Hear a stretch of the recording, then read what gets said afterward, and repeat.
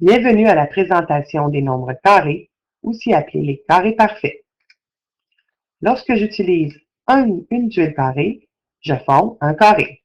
Pour calculer l'aire d'un carré, nous utilisons la formule R est égal à côté fois côté et remplaçons la lettre C par sa valeur, c'est-à-dire 1.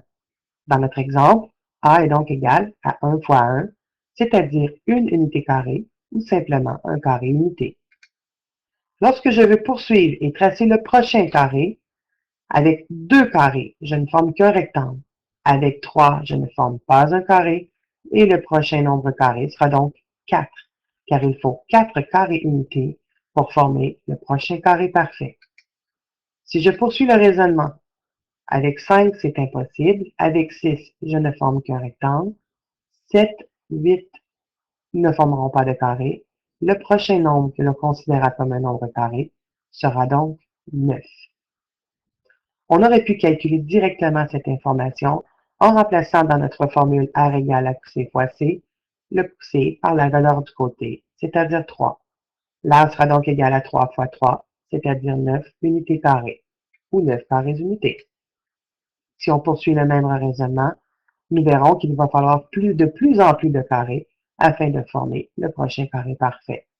Donc, si on revoit, on est parti de 1, on en a ajouté 3 pour se rendre à 4, nous en avions ajouté 5 pour se rendre au nombre 9, et nous devrons donc en ajouter 7 afin de former le prochain nombre carré parfait, que l'on va pouvoir avoir à l'instant. 4 rangées de 4 donne bien 16 carrés unités. Dans notre formule, 4 fois 4 donnait bien 16. On pourrait poursuivre comme ceci avec la création de plusieurs carrés. Mais abrégeons, l'aire du suivant sera donc 5 par 5, c'est-à-dire 25 carrés unités.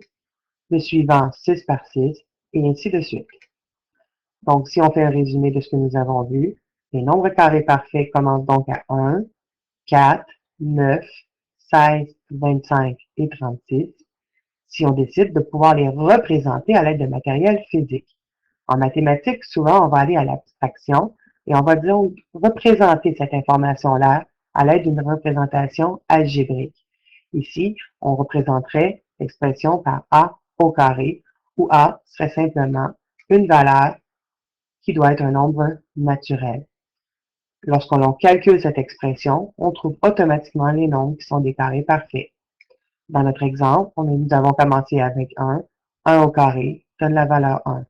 2 au carré donne notre 4. 3 au carré, le 9. 4 au carré, le 16. 5 au carré, notre 25. 6 au carré, notre 36. Et on voit bien que l'on pourrait poursuivre avec 7 au carré pour 49, 8 au carré pour 64, 9 au carré pour 81, 10 au carré pour 100, et ainsi de suite. Lorsque nous généralisons en mathématiques, nous avons dit que A devait être un nombre naturel.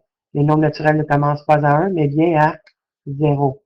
Donc 0 au carré donnerait donc 0. Et malheureusement, nous pouvons représenter ceci à l'aide de matériel. Bonne soirée.